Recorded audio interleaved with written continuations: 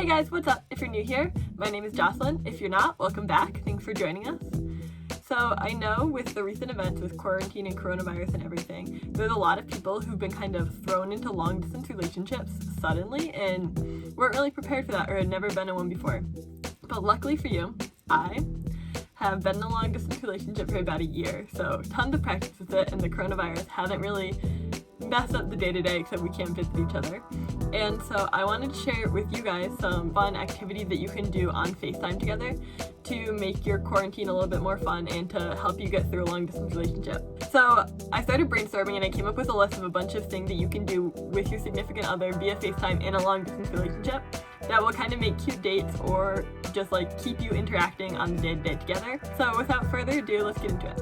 Alright, the first thing that I have on the list is probably the most obvious one that you read whenever you do searches everywhere, but I had to include it because I love it so much.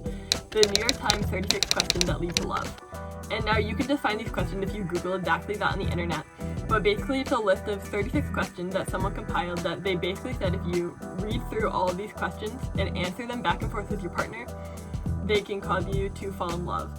And I love doing these questions, not just with significant others, but with family, friends, anything, because it's really fun and you learn a ton about people and they can really spark other conversations. So whenever I go through them, it takes hours to do it because every single question, there's always a story behind it or something more, and then it leads to tangents.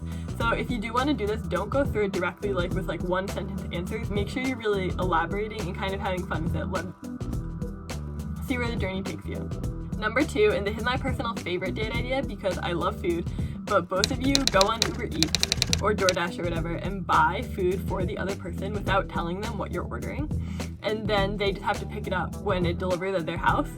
And then you guys have a dinner date via Skype and you eat together, and kind of cute because then you both are eating something that like the other one picked out for you because they thought you would like it, and also probably it's something that they like. And based on what they eat, then it's like also something to talk about, and then you're also, it's a cute date idea, and so it's a good way to mix up just regular like, oh, I'm eating my dinner, like we're talking on FaceTime, because it's something new, it's something exciting to look forward to, and it's an excuse to eat out and spend money. So one option that I actually think that my girlfriend and I are going to start soon is starting book club. So this basically, one of you can pick out a book and then you both read it together and kind of like track your progress along. So that way like you each read a few chapters at a time and then you can talk about it at every single point. And we did this actually a couple years ago, back when we were like still in person. We were reading a book at the same time, like next to each other, but like we were each reading our own copy and then we talked about it together, and it was super fun. And it's like always weird because people have like different perspectives on books that you do and have ideas that you've never thought of.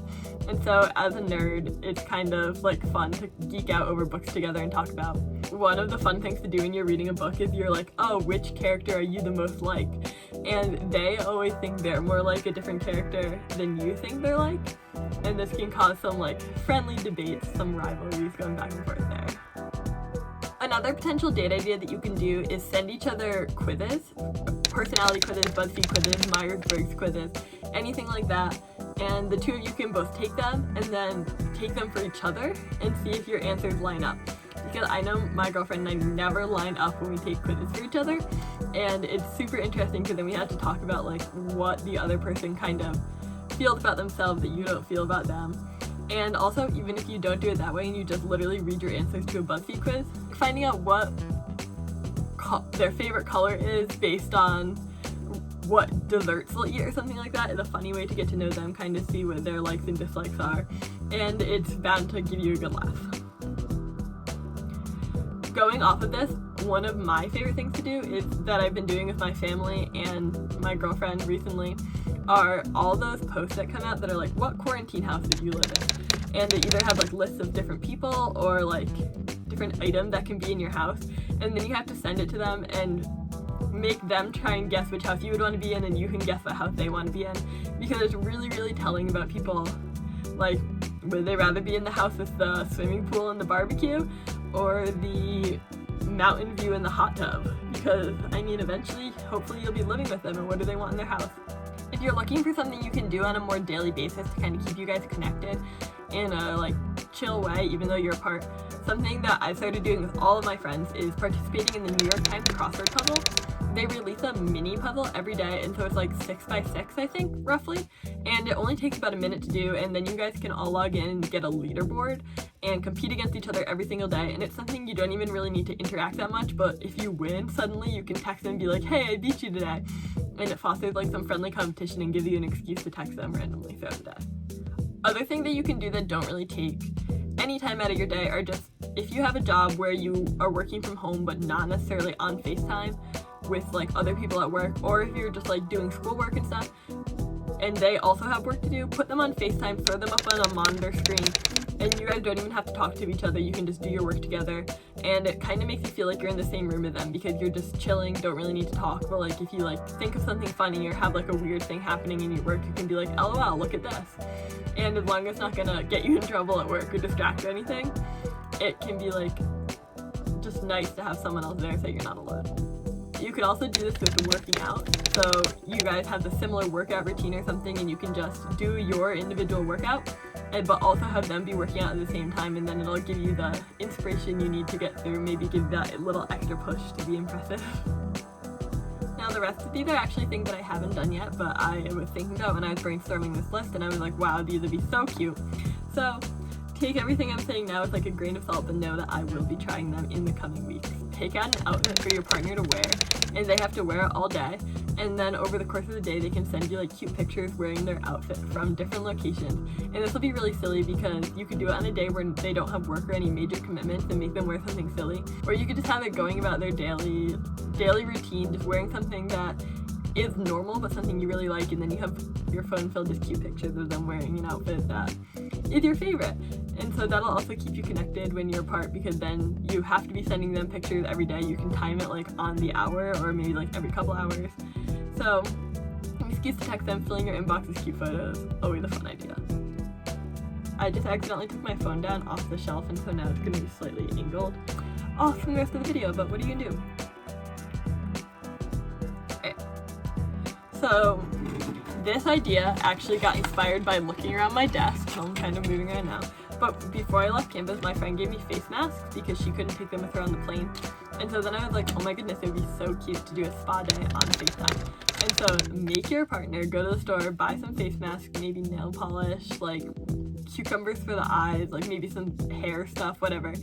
And regardless of who they are, make them participate in this spa day, because it's just a really silly way that you can just like talk, do your like normal nighttime routine, but like have something silly to be doing, occupied, and you'll make really good memories, and you can screenshot the computer screen that you never forget. And the final thing I have is to start a drawing. Not competition, like start a drawing. You can either get like a real piece of paper or you can do it online digitally, and each of you has to add something and then send it to the other person. So like maybe I draw like a house, like really minimalistically, and then I send it to my partner and she adds like a tree, like a sunset, like something. And then like you just send it back and forth until the whole entire picture is completely covered. And this will be like a really slow process if you guys are actually like sending it back and forth in the mail, or it could be something that you do over the course of like an hour if you guys are just like texting it back and forth.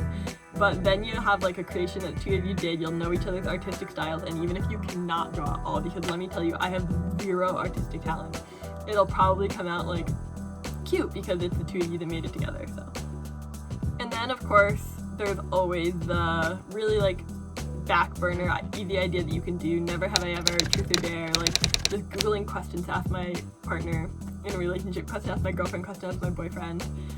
Always come up with silly things that maybe you've never thought of asking before. So yeah, that's kind of the end of my list. I'm sure there's tons of other things out there. If you have better ideas, let me know in the comments below, because I'm sure we're all always looking for things to do, always new things to spice it up, make things interesting. Oh, now would be a really good time to promo the fact that me and my friends have been starting food blogs and anti-food blogs on Instagram. And so I created a food blog that's like for all the like fancy eating out, like a real food Instagram, real nice. So if you want to look at good food, follow it. It's called The Foodie's Feast. So I'll also link it, and in the description box it'll be linked there. And then my other friends are starting an anti-food blog because they just graduated college, and so they like don't really eat great because they just like don't want to cook for themselves, etc. And so they started a food blog called the hungry blue whale, where they post stupid stuff like this and just kind of show how interesting, let's say, their dishes are on a daily basis. So that one's hilarious. They have really, really funny comments. So make sure you head over to Instagram and follow us both if you're looking for delicious food content or just hilarious food content. Thank you guys so much for watching. Hopefully I gave you some good ideas. Let me know if you used any of them, because I really hope this is helpful to at least one person. Let me know what videos you guys want to see next, because I'm always looking for new ideas, especially with quarantine. I'm looking for more ideas for sit-down videos that I can film from my home, because it's been really hard to vlog right now since every day is almost the exact same. I am trying to post a new video every single Wednesday for all of quarantine and hopefully for all of eternity.